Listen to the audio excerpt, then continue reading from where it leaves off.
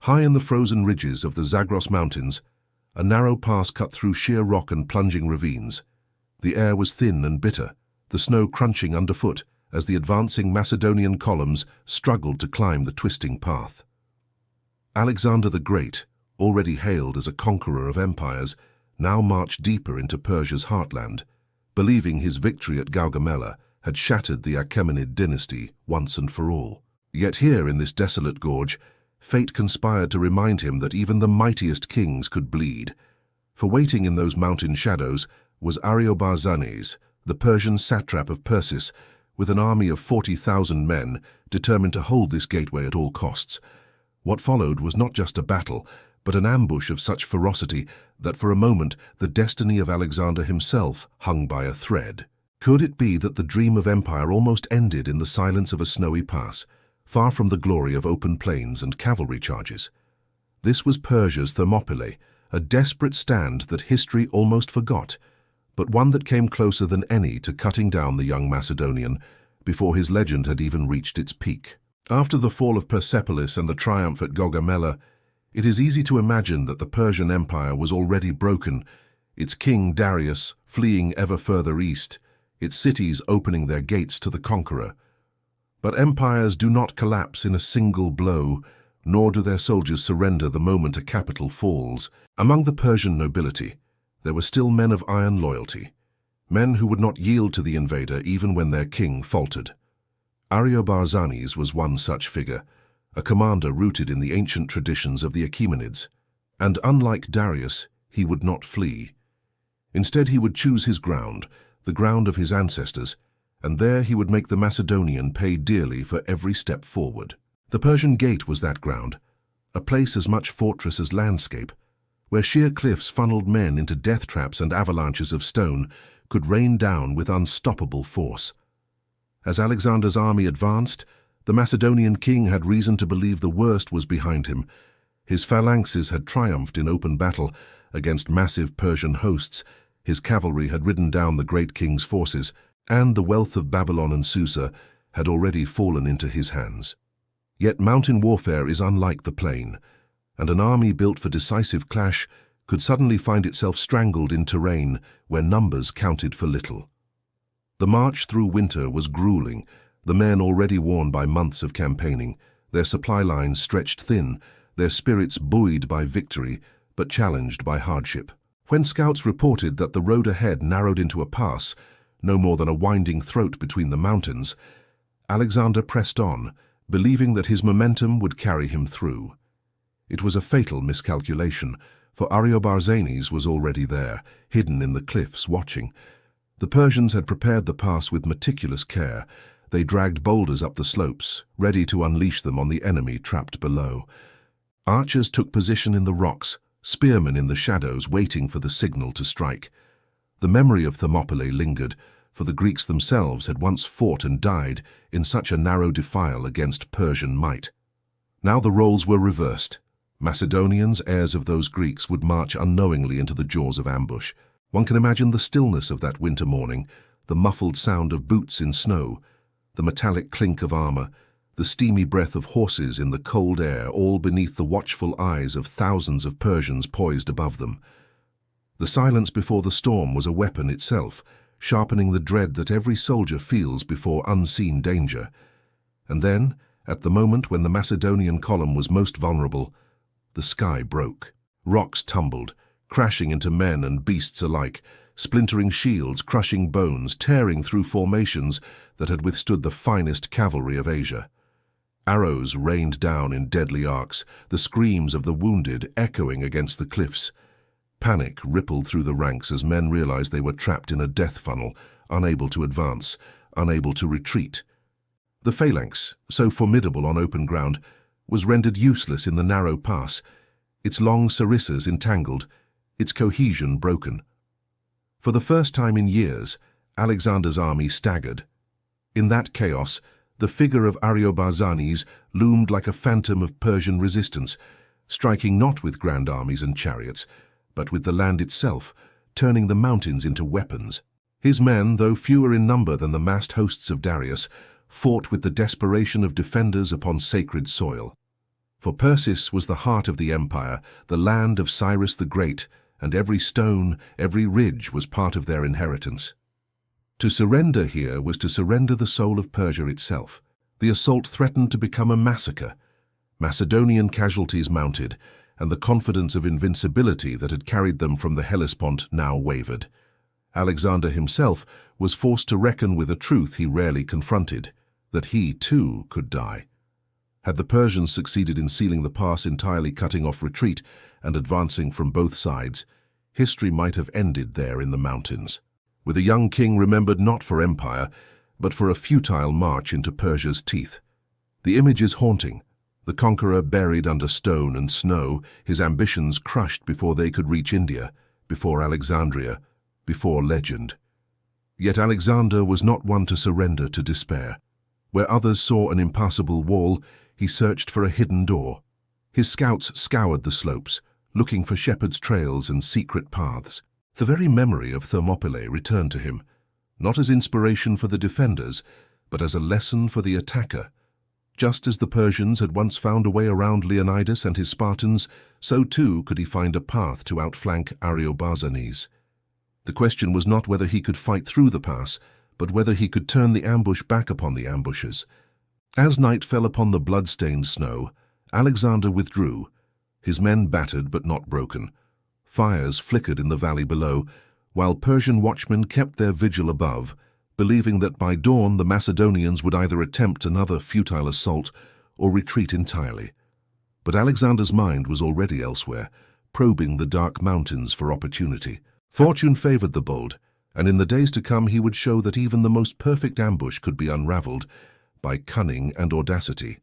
The bitter cold clung to the Macedonian camp that night, as if the mountains themselves sought to drain the warmth from their bones. Men huddled close to their fires, nursing wounds and speaking in hushed tones, their voices trembling with fear of what awaited them at dawn. For the first time since they crossed into Asia, some whispered that perhaps the gods had turned their faces away. They had faced Darius and his endless ranks and triumphed, but here they were trapped by stone and snow, fighting not against armies, but against the very earth itself. The illusion of Alexander's invincibility cracked in that silence, and soldiers who had once believed their king to be untouchable now wondered whether they would see another sunrise. But Alexander was not a man to surrender to despair. He walked among his men, offering words not of empty comfort but of resolve, reminding them that fortune had always favored their courage. His cloak wrapped tightly against the cold, he stood in the glow of the fires, his eyes not weary but alert, as if already calculating the path to salvation. For Alexander had grown up on the stories of Greece's past, and among those tales was one that spoke directly to the peril before him, the tale of Thermopylae. There the Persians had been stalled by a narrow pass until a hidden trail revealed by a local shepherd allowed them to outflank Leonidas and his Spartans. What had once been the ruin of Greek defenders could now become the salvation of Macedonian invaders. Scouts were dispatched into the darkness, their task as perilous as any battle, to find a hidden way around the Persian position. The slopes were treacherous, the air thin, the snow concealing paths that might collapse underfoot, and every shadow could conceal an enemy patrol. Yet fortune, as Alexander so often believed, answered his call. A group of local guides, perhaps shepherds familiar with the mountains or men loyal to the Persians but willing to betray for survival, were found and brought before him. Under torchlight, they traced out the secret trails that wound above the Persian positions, narrow goat paths that clung to cliffsides where only the sure-footed dared tread. It was a dangerous gamble, but Alexander had never shrunk from risk. That night, under the cover of darkness, he led a chosen force along those perilous routes. The stars wheeled overhead as the Macedonians climbed in silence, each step a test of nerve, for a single misstep could send men plunging into the abyss. Cloaks wrapped tight against the mountain winds, they pressed forward, the sound of Ariobarzanes' men drifting faintly from below, unaware of the noose slowly tightening around them. The march was agonizingly slow, every rock dislodged, threatening to betray their movement, every icy ledge demanding focus that could mean life or death. Yet they pressed on, driven by the knowledge that failure meant annihilation. Meanwhile, in the pass below, Ariobarzanes remained confident. He believed he had trapped the Macedonians as surely as Leonidas had been trapped centuries earlier. His men, inspired by their commander's courage, were eager to finish what they had begun. The snow-streaked cliffs that loomed over the pass seemed impregnable, and to those stationed above, the Macedonians looked like prey hemmed in for slaughter. By morning, they thought, the last foreigner would be driven from Persia's sacred heartland. But at dawn, the mountains themselves betrayed them. As the first light crept over the ridges, Alexander's men burst from the high paths, descending like avenging spirits upon the Persian rear.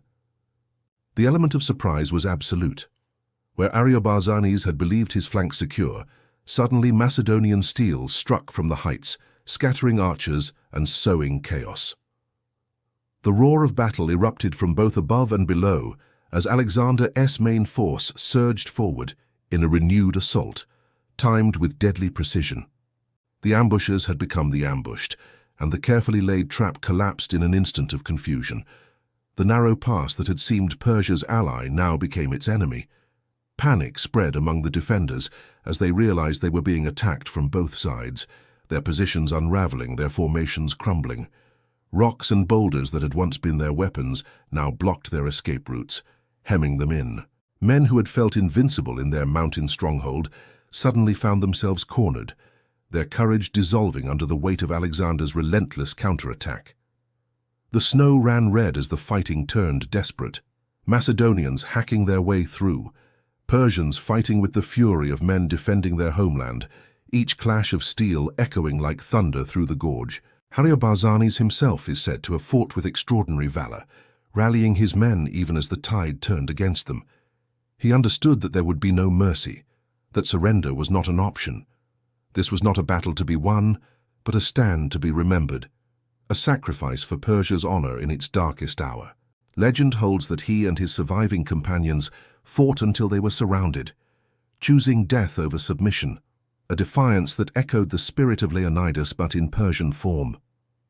Whether all details of this tale are true or burnished by later memory, the essence remains. Ariobarzanes stood as the last bulwark of Persia's pride, and he fell as a warrior king might wish to fall. For Alexander, the victory was more than tactical. It was a reminder of the precariousness of empire. Had Ariobarzanes' ambush succeeded fully, had the pass remained closed, his campaign might have ended in catastrophe. Instead, he had wrestled triumph from near disaster, not by brute strength but by cunning, patience, and daring. The Persian Gate became a symbol of both the resilience of the empire he sought to destroy and the adaptability that allowed him to overcome even the most impossible challenges.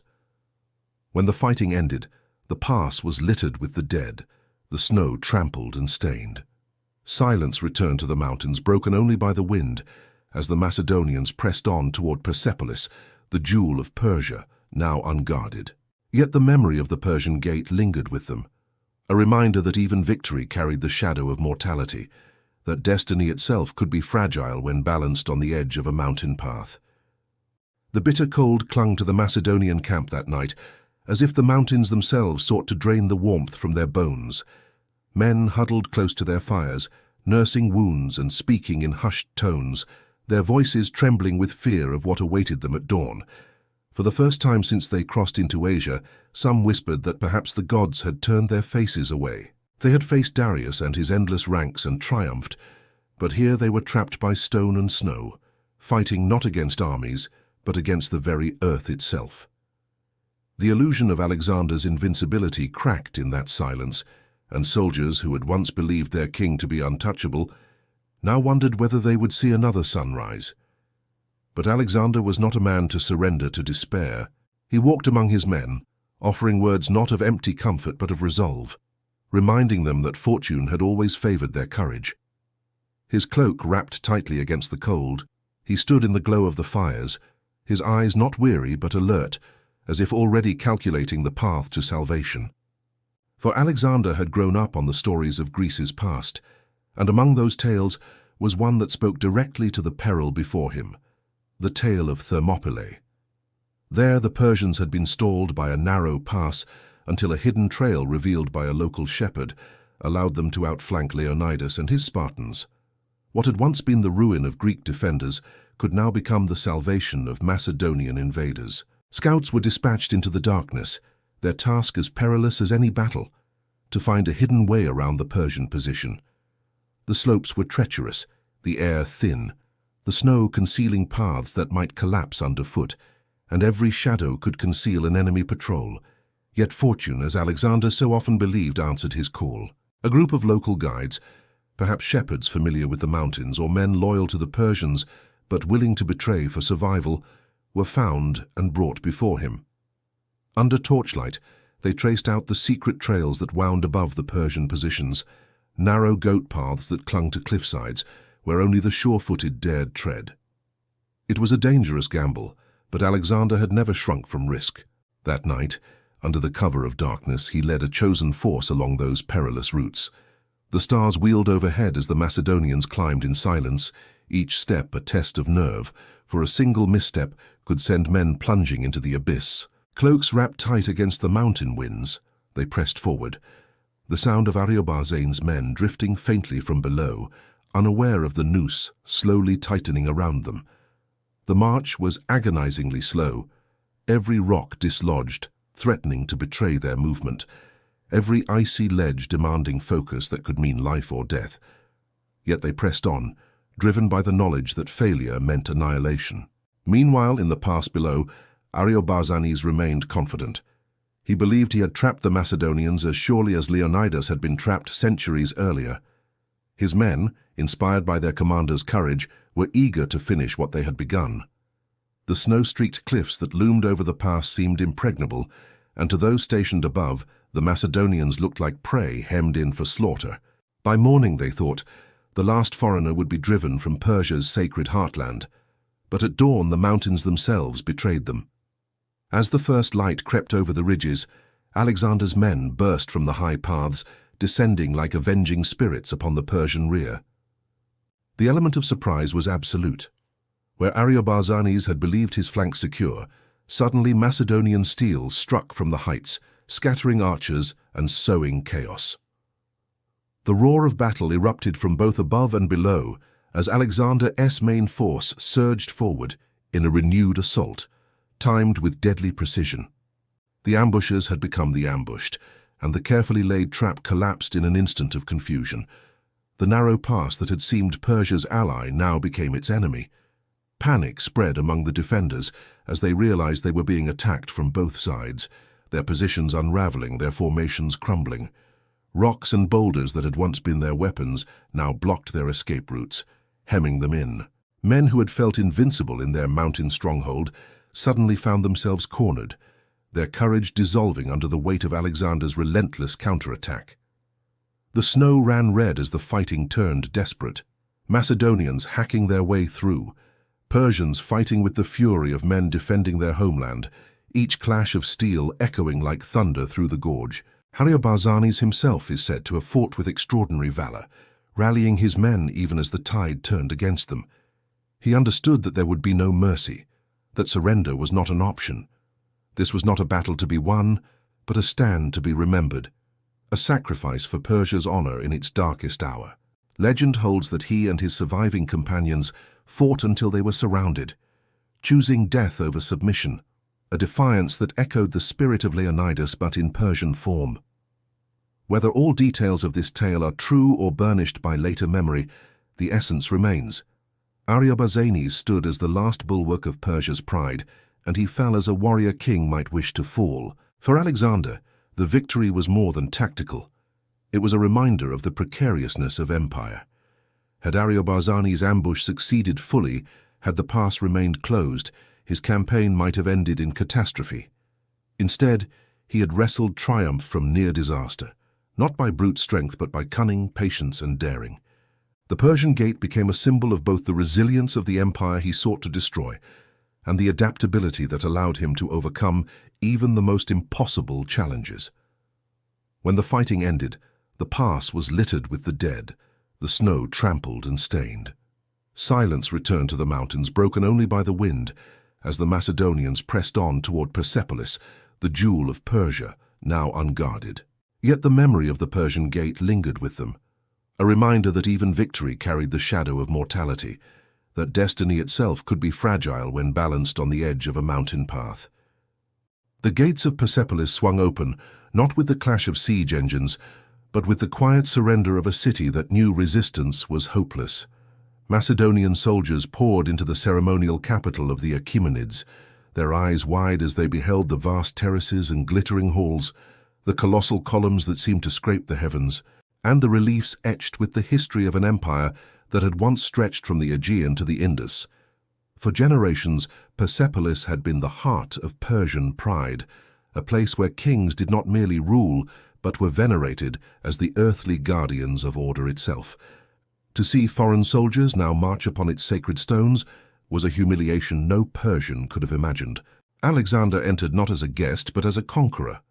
The city's treasures were plundered, the storerooms emptied of silver and gold, the accumulated wealth of 2 centuries carried off as spoils of war. Yet wealth was not what Persepolis represented.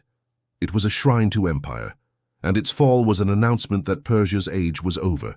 Still within the majesty of those walls, the memory of Ariobarzanes lingered, for the Macedonians knew that only days earlier they had been inches from annihilation in the mountain pass. Had the Persian gate held, Persepolis might never have been theirs. Every step among the treasures of Darius was haunted by the ghosts of men who had died defending the gateway to this city. What happened next has remained one of the most debated episodes of Alexander's life. For in a moment of intoxicating triumph, he allowed Persepolis to burn. Whether it was a calculated act of vengeance, a drunken whim, or a symbolic statement, the flames consumed the palaces and halls, their light visible for miles across the Persian plain. Some say he wished to avenge the burning of Athens during Xerxes' invasion a century and a half earlier. Others argue it was an act meant to break the spirit of Persia once and for all, erasing its grandeur in fire. And still others whisper that it was the folly of youth, a decision made under the influence of wine and flattery, regretted even as the ashes fell. The flames devoured more than wood and stone. They devoured memory, culture, and the symbols of a dynasty that had once ruled the known world. Reliefs of subject peoples bearing tribute cracked in the heat, columns that had stood for generations toppled, and the sacred terraces of the Achaemenids were reduced to rubble. For Alexander's soldiers, it was a moment of catharsis, a declaration that they had avenged old Greek wrongs. But for Persians, it was sacrilege, a wound carved into their soul. The empire might already have been broken, but Persepolis was its beating heart, and to destroy it was to proclaim its death with fire. Here again the Persian gate returns to the story, for it gave the act its true weight. The men who had fallen in the pass had not merely been soldiers defending a stretch of rock. They had been guardians of this city, the last bulwark before the invader reached its gates. Their defiance made Persepolis more than just another conquest. It made its fall a tragedy. For Ariobarzanes and his warriors had shown that Persis still had fight left in it, that the soul of Persia still lived. To see their capital burned in the aftermath was to feel the futility of their sacrifice, their heroism consumed along with the city they had died to defend. Alexander, too, seemed to recognize the gravity of his decision. Ancient writers tell of his regret after the fire, his recognition that he had destroyed a jewel that might have been a throne of kings, a symbol of continuity for his rule. Yet what was done could not be undone. The ashes of Persepolis marked the end of Persia's ceremonial identity, its sacred city reduced to ruin, its empire consigned to memory. And yet, for all the destruction, the shadow of the Persian gate ensured that Persia was not erased as a people, nor forgotten as a civilization. Ariobarzanes' defiance, though it ended in death, had carved itself into history. In the smoke of Persepolis, his stand gained a new meaning, that Persia had not fallen without resistance, that even in the empire's dying breath, its sons had risen to fight like lions. Just as Thermopylae had given Greece its immortal story of sacrifice, so too did the Persian gate ensure that Persia's fall was tempered with dignity. For Alexander, the fire was both a climax and a turning point. He had conquered the heart of Persia, broken its symbols, seized its wealth. But from here his path would only grow darker, his conquests stretching further into lands unfamiliar, his decisions ever more shaped by ambition and hubris. The Persian gate had tested his survival, Persepolis tested his judgment, and both together revealed the thin line between glory and ruin. The smoke of Persepolis still hung in the air when Alexander turned his gaze eastward. The Achaemenid Empire, though battered and humiliated, was not yet entirely gone. Darius still lived, retreating deeper into the vastness of his dominions, rallying what loyal satraps he could. To the Macedonian king this meant that conquest was unfinished. The fire that had consumed Persepolis was not the final word, but only a punctuation mark, a signal to both his men and the world that the struggle would continue until the great king himself was brought down. Yet as the columns marched onward, the memory of the Persian gate lingered. In the mountains of Persis, Alexander had nearly been undone. Ariobarzani's ambush had shown that geography could wound as deeply as spears, that defiance could still flower in unexpected places. Macedonian soldiers, though flush with victory and wealth, carried with them the sober memory of the pass, where the illusion of invincibility had cracked. Around the campfires, some spoke of the narrow escape with awe, while others whispered that the gods had given Alexander a warning. For though he had triumphed, he had done so not with ease, but by the thinnest of margins. Among the Persians, the story grew into legend. Ariobarzanes became a symbol of loyalty and resistance, a man who chose to stand when kings fled. His death in the mountains was not seen as defeat, but as martyrdom, the kind of sacrifice that gave dignity to a fallen empire. Just as Greeks had immortalized Thermopylae, so Persians told of the gate, the ambush, and the stand that had nearly broken the invader. The symmetry of history was cruel but undeniable. Where once Persia had overwhelmed the pass at Thermopylae to bring Greece to its knees, now Greece, in the form of Macedon, had forced its way through the Persian gate to bring Persia to its end. The cycle had turned, and each side carried scars from the other's defiance. For Alexander, the campaign after Persepolis grew ever more ambitious. He pressed onward in pursuit of Darius, refusing to let the great king vanish into the eastern satrapies. Each mile carried him further from the Mediterranean world he had known, deeper into landscapes of deserts and high plateaus, rivers and mountain ranges that stretched toward the unknown.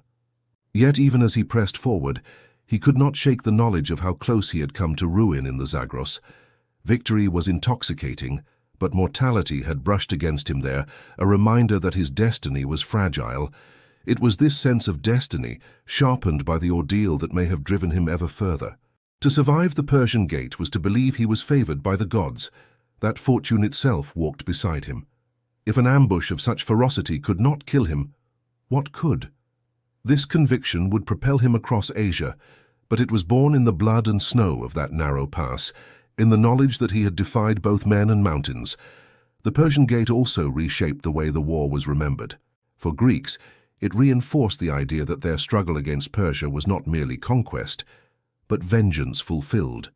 They had suffered at Thermopylae, seen their cities burned by Xerxes, and now, by forcing the pass and burning Persepolis, they believed balance had been restored. For Persians, it became the story of dignity in defeat, a last stand that proved their courage even in the empire's twilight. Ariobarzanes' name, though less renowned in Greek chronicles, lived on in Persian memory as the defender of the homeland when all else was lost. As the pursuit of Darius stretched further east, Alexander's army carried these memories like silent companions.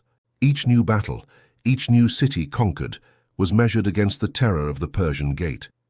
They had seen the abyss and stepped back from it, and that experience bound them together as much as any triumph.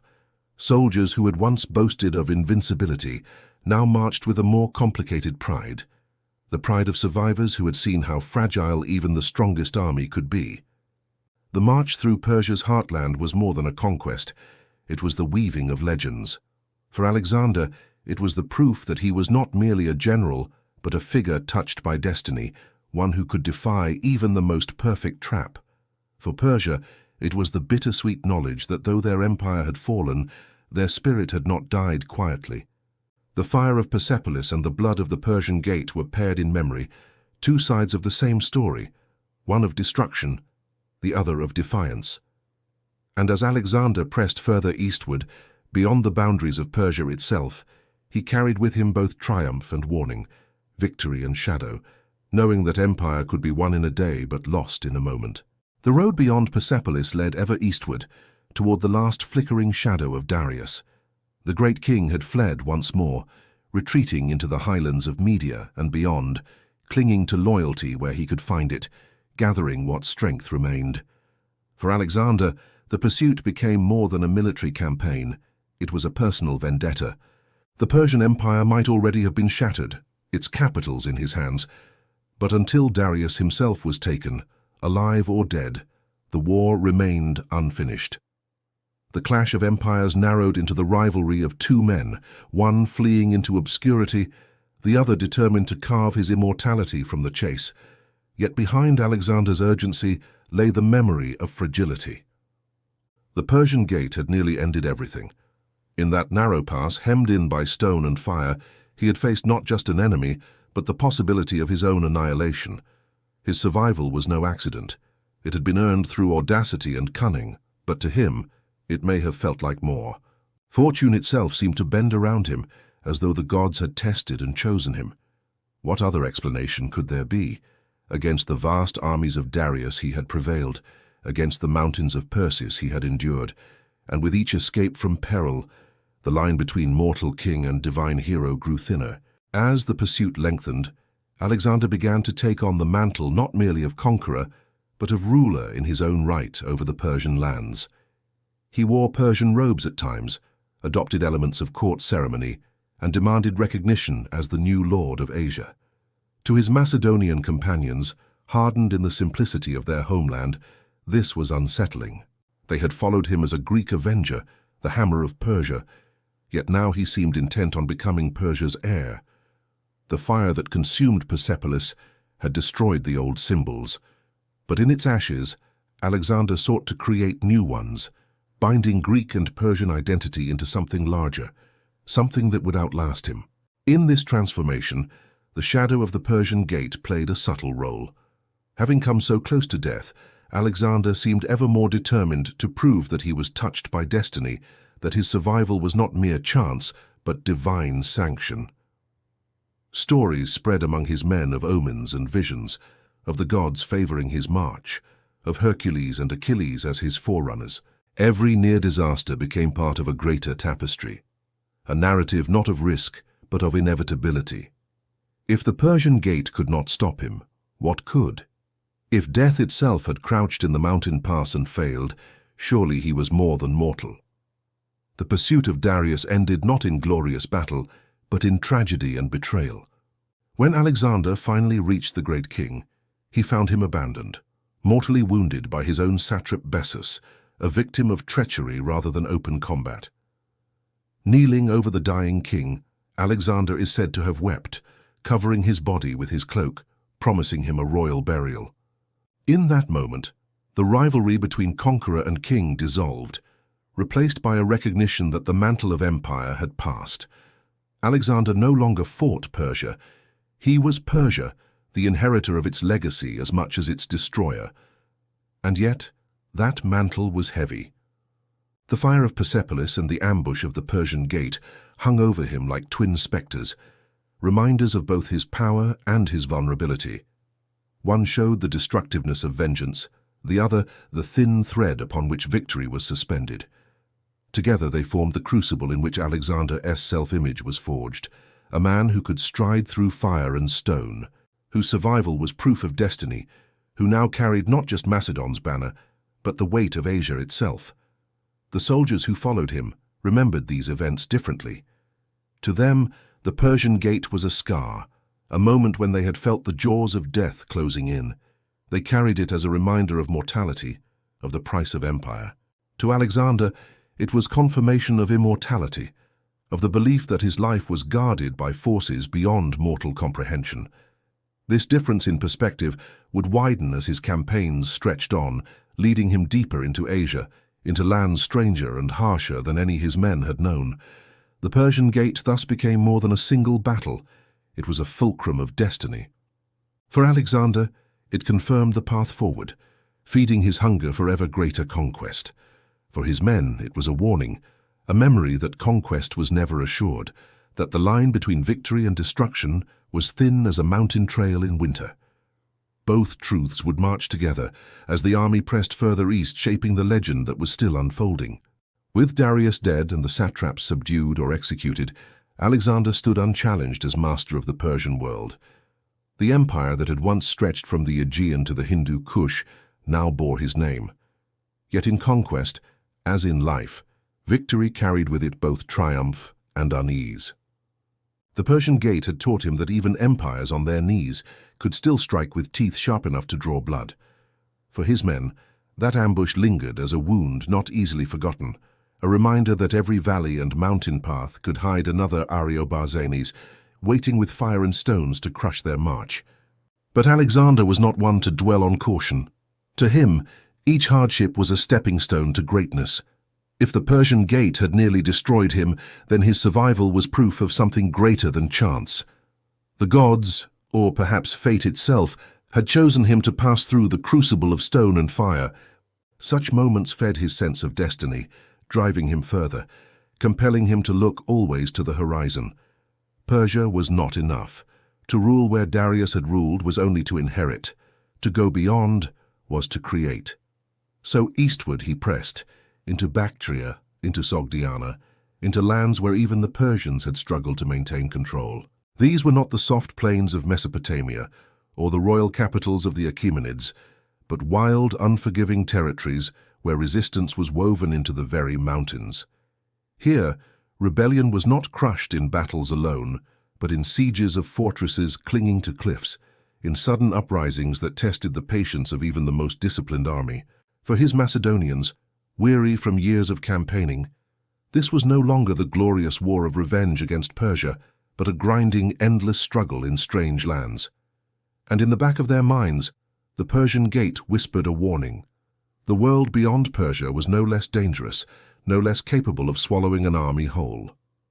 In these campaigns, Alexander revealed both his brilliance and his ruthlessness. He pursued enemies across deserts, stormed fortresses thought impregnable, and demanded loyalty with a fierceness that brooked no hesitation. Yet he also began to adopt more of the Persian ways, marrying Roxana of Bactria, wearing the attire of Eastern kings, and demanding that his men bow before him in proskynesis, a gesture they regarded as fit only for gods. For some, this was proof that he had gone too far, that he no longer belonged to Macedon, but to something else, something alien. The memory of their near death at the Persian Gate made this tension sharper still. They had nearly given their lives to destroy Persia, only to watch their king embrace it. And yet Alexander's charisma, his unshakable confidence, still carried them forward. The men had seen him bleed, had seen him charge headlong into the jaws of death, had followed him through passes that should have ended them. That memory of shared peril bound them, even when doubt grew. If he had not faltered at the Persian Gate, perhaps he would not falter in India, or anywhere else the horizon stretched. But as the years passed and the campaigns dragged on, another truth emerged. The Persian Gate had not only shaped Alexander's self-image, it had planted a seed of weariness among his men. They remembered the stones crashing down, the fires blazing on the ridges, the cries of comrades trapped in the narrow defile. Each new campaign carried with it the chance that such a fate might return, whether in a mountain pass of Sogdiana or in the unknown jungles of India. For the king it was destiny, for the soldier it was dread. Thus the battle lived on, not in the annals of empire, but in the memories of those who marched. It was retold by campfires, whispered in moments of doubt, cited when men wondered whether their king pursued glory at too great a cost. For Alexander, the Persian Gate was a badge of survival. For his followers, it was a scar that reminded them that even the invincible could bleed. As the army crossed rivers and mountains, pushing toward the edge of the known world, this dual legacy of the Persian Gate, triumph and trauma, marched with them. It shaped the tension between king and soldier, between destiny and mortality, between the dream of empire without limit and the reality of flesh and bone. The lands beyond Bactria gave way to a world that seemed stranger with each passing mile. Rivers wider than anything in Macedon cut across jungles teeming with beasts unknown to the Greeks. Monsoon rains fell like walls of water, and the people spoke tongues that none of the interpreters could untangle with ease. Yet Alexander pressed forward, driven by the same hunger that had carried him through the fire of Persepolis and the death trap of the Persian gate.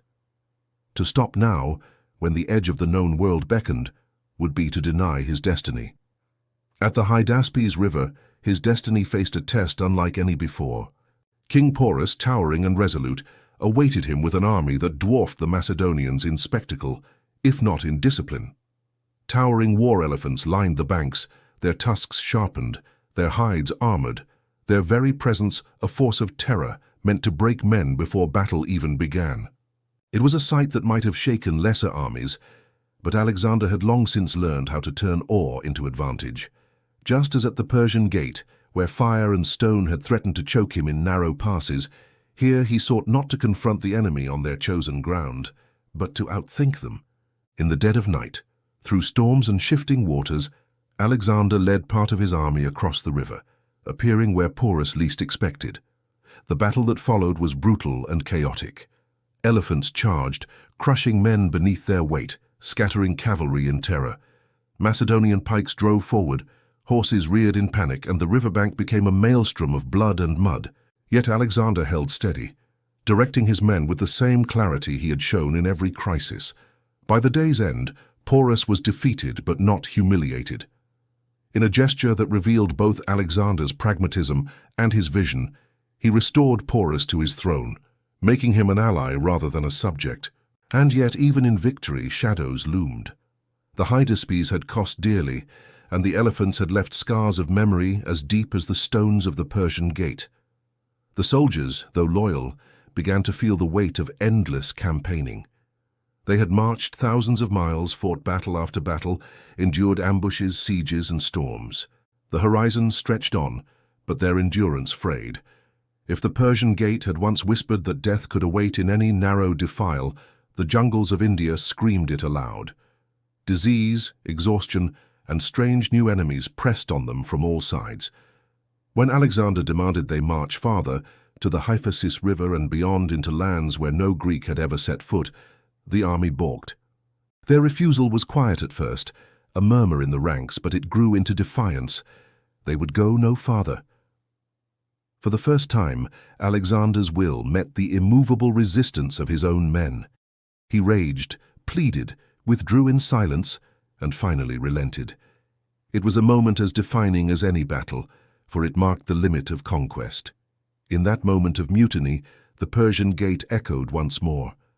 The memory of ambush in the mountains of Persia had never left the soldiers, and here at the edge of the world it returned with force. They had nearly died once for his destiny. They would not risk annihilation again in unknown lands for dreams they did not share. To them, the gate had been a reminder that even the chosen could be broken. To Alexander, it had been proof that he was unbreakable. Now at the Hyphasis, those two truths collided, and for the first time the king yielded. Turning back was not defeat, but it was an ending. The dream of reaching the ocean that encircled the world, of conquering lands beyond imagining, had been denied. The army that had once followed him through fire and stone now forced him to recognize the boundaries of men and of empire. It was as though the Persian gate, long behind them, had finally closed, not with stones and flames, but with the collective will of weary soldiers. And so Alexander turned his face westward once more, back through the lands he had conquered, carrying with him both triumph and unfulfilled ambition. He had carved an empire larger than any before him, had crossed deserts, rivers, and mountains, had defeated kings and crushed empires, yet within him the memory of narrow passes and close calls still burned.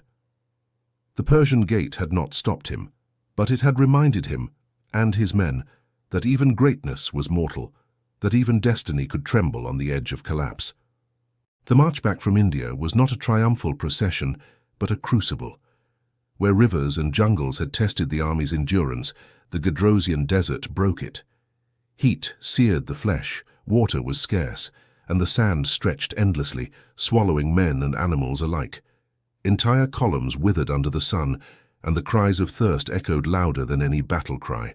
It was here, more than anywhere else, that the men questioned why they followed, why they endured. They had conquered kings and toppled empires, but here in the wasteland they were undone not by enemies, but by nature itself. Alexander, ever determined to share in the suffering of his men, marched alongside them, refusing water when others had none, enduring the same dust and heat. His resolve inspired, but it did not erase the suffering. Thousands perished, their bones left to bleach beneath the unforgiving sun. For those who survived, the Gedrosian March would forever rival the Persian Gate as the darkest memory of the campaign. The pass had shown them how fragile survival could be in a single day. The desert taught them how fragile it was across months of unrelenting torment. And yet, even through this ordeal, Alexander's vision did not falter. He founded cities, reorganized provinces, and continued to dream of uniting his empire under one rule. He sought to blend East and West, arranging marriages between his officers and Persian nobility, demanding recognition as not only the conqueror of Persia, but its rightful king. The fire of Persepolis and the blood at the Persian Gate were behind him, but their echoes were felt in every act of consolidation. The destruction had cleared the ground. Now he sought to build something greater in its place. Still the cracks widened. His men, hardened by years of war, grew restless. Many longed to return to Macedon, to see the homes and families they had left behind more than a decade earlier. They had marched farther than any army before them, but glory no longer filled their bellies, nor did destiny shield them from exhaustion. The Persian Gate had once been a near-death reminder of the cost of conquest. The Gedrosian desert now reinforced that the cost was not only sudden ambushes, but the slow grind of attrition, the quiet toll taken on bodies and spirits. By the time Alexander returned to Babylon, he was not merely a conqueror, but a man carrying the weight of every ordeal he and his army had endured. He held the world's greatest empire, but he was haunted by the memory of its fragility. He had seen how close he had come to death in a mountain pass, how quickly fortune could turn in a storm, how easily an army could wither in a desert. These memories did not weaken him. They fueled him, pressing him to act swiftly, to dream of campaigns beyond Arabia, beyond the limits of the known world. Time, however, was running out. For in Babylon, amid new plans for conquest, sickness struck him. Some whispered poison, others spoke of exhaustion, of wounds never fully healed, of a body driven beyond mortal endurance. As he lay dying, barely 33 years old, the empire stretched vast and ungoverned, too fragile to survive the loss of the man who had bound it together. It was then, perhaps, that the shadow of the Persian Gate returned most vividly, for if one ambush in a mountain pass had nearly ended him when his journey had only just begun, what chance had his empire now that its architect lay dying? The Persian Gate, in the end, symbolized not merely a battle but the precarious balance of destiny. It had shown that greatness teetered on the edge of annihilation, that even the most unstoppable conqueror could be brought to the brink. Alexander's survival there had convinced him of divine favor, but his death in Babylon reminded the world that fate, like the mountains of Persia, was indifferent, capable of crushing empires as easily as men. And so the empire fractured, carved by generals, contested by successors, torn apart in wars that lasted longer than Alexander's reign. His legend endured, but his visions scattered like dust across the lands he had conquered. Yet the memory of the Persian Gate remained retold as the moment when the world held its breath, when the greatest of conquerors nearly vanished in flame and stone, when history itself stood poised between two futures, one where Alexander perished and one where he emerged to carve his name into eternity. History is often written in victories, in the triumphant clash of armies and the rise of empires that seem destined to endure. Yet sometimes it is in the narrow spaces, in the moments when fate hangs by a thread, that the true shape of the world is decided. The Persian Gate was such a moment. Had Ariobarzanes succeeded, had Alexander fallen in that mountain pass, the story of the ancient world would have been rewritten in fire and stone. The conqueror would have been buried in obscurity, the Macedonian Empire cut short, and Persia might have risen from the ashes to reclaim its throne. Instead, Alexander survived, and survival became myth. To his followers it proved the gods walked with him. To his enemies it showed that fortune, though cruel, had chosen its champion.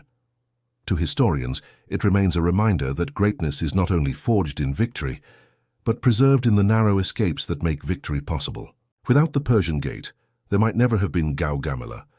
never a march into India, never the dream of a world united under one king. And yet, the Persian Gate also whispered of fragility. For all his power, Alexander's empire did not outlive him.